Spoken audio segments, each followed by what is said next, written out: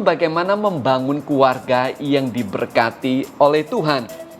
Nah, Alkitab mengajarkan kepada kita bahwa kunci untuk menjadi keluarga yang diberkati Tuhan adalah adanya kerukunan atau keharmonisan dalam keluarga. Ingat Mazmur 133 yang bunyinya demikian. Sungguh alangkah baiknya dan indahnya apabila saudara-saudara diam bersama dengan rukun. Sebab kesanalah Tuhan memerintahkan berkat kehidupan untuk selama-lamanya. Nah, keluarga Yusuf bukanlah keluarga yang sempurna. Itulah sebabnya kita bisa belajar dari kesalahan mereka agar kita tidak melakukan kesalahan yang sama. Dan juga sisi positifnya yang bisa menjadi teladan untuk kita ikuti. Hal-hal yang mendatangkan perselisihan harus dihindari. Pertama, kita harus menghindari sikap perilaku pilih kasih. Ada sikap tindakan Yakub yang memilih kasih, yang memperlakukan Yusuf secara spesial dan tidak memperlakukan yang lain dengan adil. Hal itu menimbulkan kebencian di dalam hati anak-anaknya yang lain sehingga timbul perselisihan, timbul kebencian, timbul amarah dalam keluarga itu, dan itu harus kita hindari. Hal yang kedua yang harus kita hindari adalah jangan memanfaatkan kelemahan dan kesalahan orang lain untuk kepentingan diri sendiri. Yusuf biasa mengembalakan kambing domba bersama-sama dengan saudara-saudaranya. Yusuf mempunyai kebiasaan untuk melaporkan hal-hal yang negatif yang dilakukan oleh saudara-saudaranya.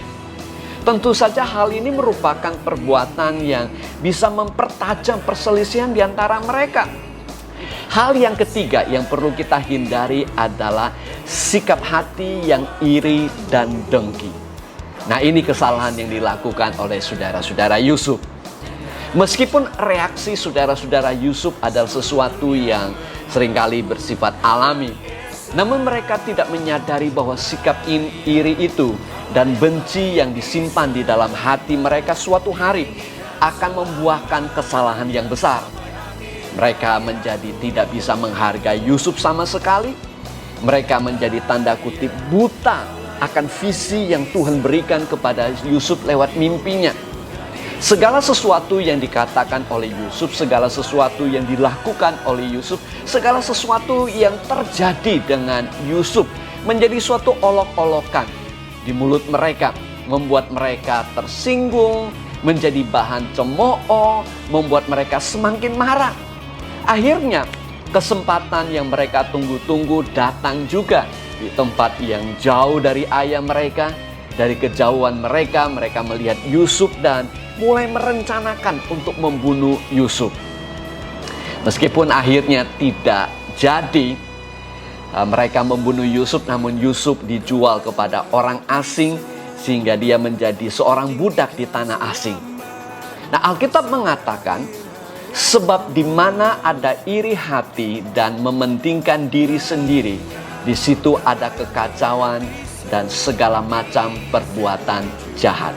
Nah, sangat jelas sekali Alkitab mengingatkan kita apabila ada iri hati, ada pementingan diri sendiri yang terjadi dalam keluarga Yakub ini, keluarga Yusuf ini, di antara sang ayah, di antara Yusuf dengan saudara-saudaranya juga, itu menimbulkan kekacauan dan juga perbuatan jahat.